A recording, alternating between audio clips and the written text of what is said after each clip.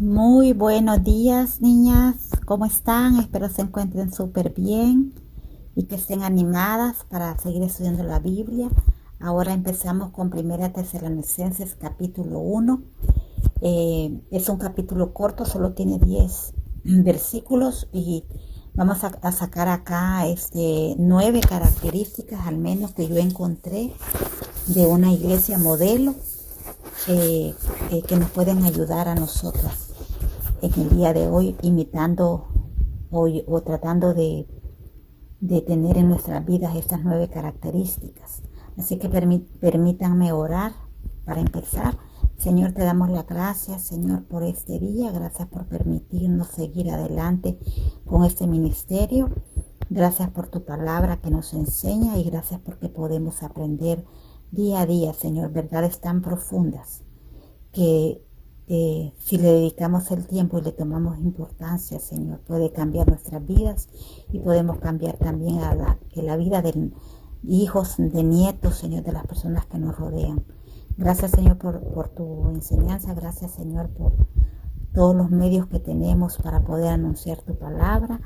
Y te quiero pedir, Señor, encomendar antes que nada a mis hermanas que estén pasando por cualquier tribulación, Señor.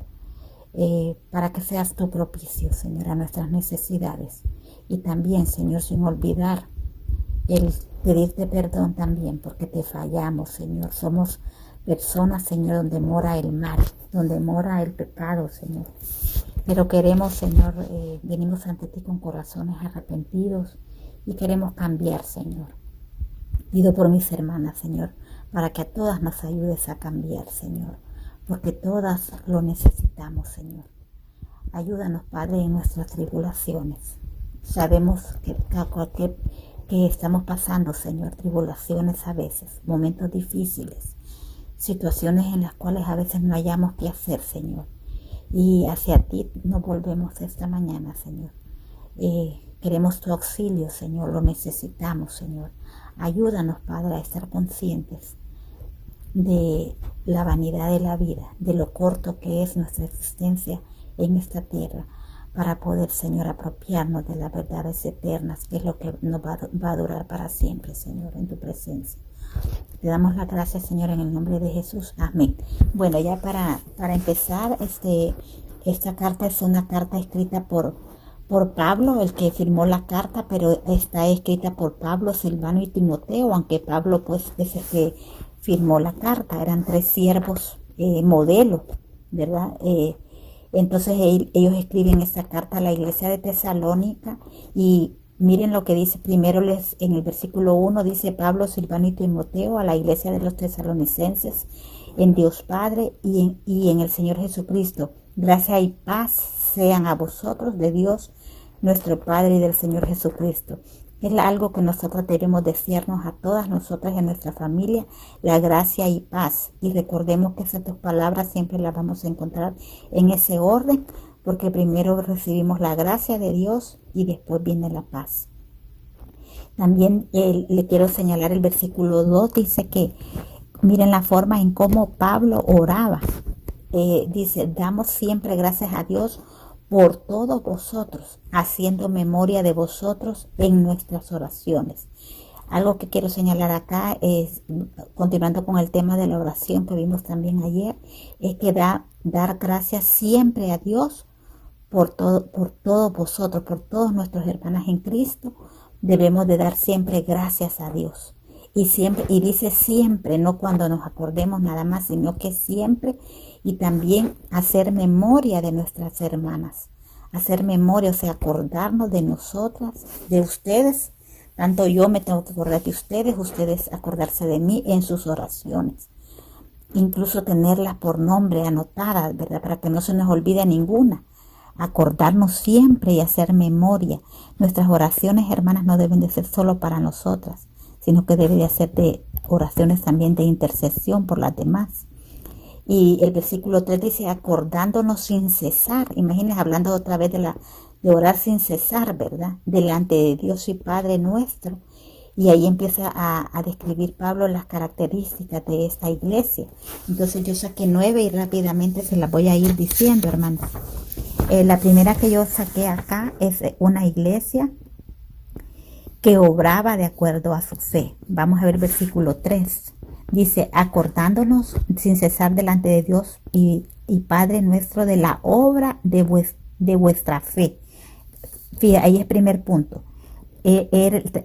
Primeramente era una iglesia, o los miembros de la iglesia eran una iglesia donde Dios estaba obrando. Primero, porque primero empieza con la fe, la obra que Dios hace en nosotros.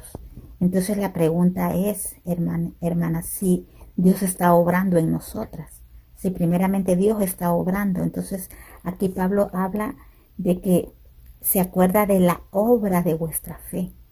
Entonces después de que Dios está obrando, viene el trabajo de vuestro amor. Y esa es la segunda característica. Tenían un trabajo de amor esta iglesia, hermanas, pero era porque Dios estaba obrando en sus vidas. Entonces, primero viene la obra que Dios hace en nuestras vidas y después, hermanas, viene el trabajo, que sería la segunda característica. Tenían un trabajo de amor que se demostraba, ¿verdad? Entonces, este trabajo, hermanas, significaba esfuerzo, pena, fatiga, sufrimiento. Eso significaba el trabajo que esta iglesia hacía, que lo encontramos aquí en el versículo 3, el trabajo de vuestro amor. Entonces en Santiago 2:17 dice que así también la fe, si no tiene obras, es muerta en sí misma. Entonces no podemos decir, hermanas, que Dios está trabajando en nosotras si no estamos trabajando nosotras en su obra. Imagínense, es como una que va junto. Si Dios está trabajando, está haciendo obra en nosotras, nosotras también debemos de estar haciendo obra o trabajando en su obra. Entonces estos hermanos eran unos hermanos en los que Dios había trabajado, estaba trabajando Dios en sus corazones, y también eran unos hermanos que también ellos, debido a lo que ellos habían recibido de Dios, ellos también tenían un trabajo de amor en la obra del Señor. Entonces otra característica que vemos en el mismo versículo 3, vemos las tres características. Se los voy a volver a leer. Acordándonos de cesar delante de Dios y Padre nuestro de la obra de vuestra fe. Primero la fe, y después viene del trabajo de vuestro amor, ¿verdad? Ya vemos que del trabajo, qué significa la palabra trabajo, y después viene y de vuestra constancia en la esperanza de nuestro Señor Jesucristo. Entonces ahí vemos las primeras tres características. Eran unas personas que esperaban, eran unas personas constantes, no eran unas personas que un día estaban bien, otro día mal, o un día empezaban algo o lo dejaban a medias. Eran unas personas constantes porque esperaban en Dios. Y esto significa, hermanas, que era una iglesia, eran unos creyentes que día a día esperaban en Dios. Y así nosotras debemos de hacer también, de ser, o sea, cada día esperar en Dios, día a día. La cuarta característica que vemos lo encontramos en el versículo 6, dice, y vosotros venís a ser imitadores de nosotros y del Señor, recibiendo la palabra en medio de gran tribulación. Bueno, primero aquí vemos, hermanas, que ellos fueron imitadores. Aquí de la palabra imitadores podemos sacar una gran enseñanza. Ellos eran imitadores del Señor y de Pablo y del Señor. En Efesios 5:1 dice, sed pues imitadores de Dios como hijos amados. Y en 1 Corintios 11:1 dice, sed imitadores de mí, así como yo de Cristo. En 1 Corintios 11:1. Entonces aquí en el versículo 6, ellos habían venido a ser imitadores del Señor. Y entonces, hermanas, nosotras ahorita, una pregunta: ¿a quién nosotros estamos imitando? Nosotros anhelamos imitar a Cristo, anhelamos a imitar las cosas buenas de la palabra de Dios, lo que la Biblia nos está enseñando acá. Fíjense que en 3 de Juan también dice, en 3 de Juan versículo 11, amado, no imites lo malo, sino lo bueno. El que hace lo bueno es de Dios, pero el que hace lo malo no ha visto a Dios. Hermanas, este mundo está lleno de maldad y hay muchas cosas que podemos desear imitar, que no nos va a ayudar en nada en nuestra vida. Entonces analicemos a quién estamos imitando. Esa sería, hermanas, la cuarta característica de esa iglesia modelo. Y la quinta es en el mismo versículo 6, que ellos recibieron la palabra en medio de gran tribulación con gozo en el espíritu, ¿verdad? Eso lo vemos en el versículo 6. La segunda parte del versículo 6 dice, recibieron la palabra en medio de gran tribulación. Ahora nosotras, hermanas, estamos recibiendo la palabra. Recibir la palabra significa que la estamos leyendo, la estamos escudriñando, la estamos saboreando cada palabra de la Biblia. Eso es recibirla. Y esta iglesia, hermanas, estaban en medio de gran tribulación. Recordemos, ellos eran perseguidos, ellos no tenían las mismas comodidades que nosotros tenemos hoy en día. Y tenemos muchas herramientas ahora en día que los de Tesalónica en ese tiempo no la tenían, y sin embargo ellos recibieron la palabra. Ellos la recibieron, ellos la acogieron en su corazón y con gozo, dice, en el Espíritu Santo, ¿verdad? Entonces esa es la quinta. La sexta dice que está en el versículo 7, la sexta característica, de tal manera que habéis sido ejemplo a todos los de Macedonia. Entonces, hermano, aquí la palabra ejemplo significa patrón o modelo. O sea, esta iglesia, hermana, fueron un ejemplo a seguir. Era un ejemplo que otras iglesias las imitaban.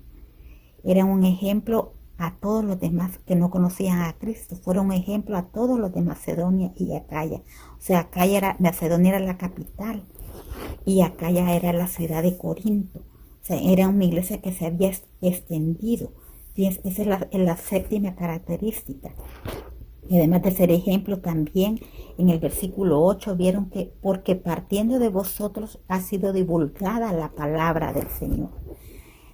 Entonces, partiendo de vosotros, el versículo 8, ha sido divulgada la palabra del Señor no solo en Macedonia y Acaya, sino que también en todo lugar.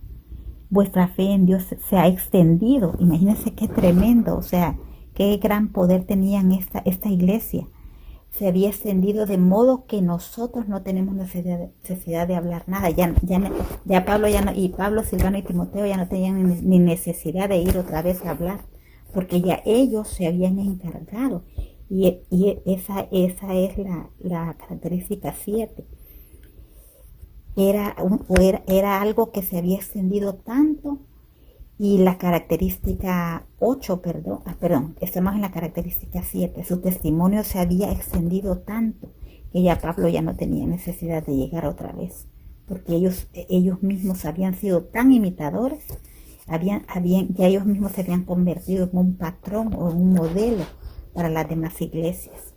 Entonces esa es la séptima. La octava característica es que habían dado testimonio de su conversión, de cómo se convirtieron de los ídolos a Dios. Versículo 9 dice, porque ellos mismos cuentan de nosotros, de manera que en que nos recibisteis y cómo os convertisteis de los ídolos a Dios para servir al Dios vivo y verdadero. Esa es la octava característica que la encontramos en el versículo 9. Esta es una lista, hermanas, que pueden haber más características. Es una lista que yo saqué acá. Algo que me llamó la atención es que nosotras nos hemos convertido. Y dice, de cómo os convertiste de los ídolos a Dios para servir al Dios vivo y verdadero. Si nosotras nos hemos convertido, hermanas, ¿de dónde nos ha sacado Dios? ¿De dónde la sacó a usted Dios?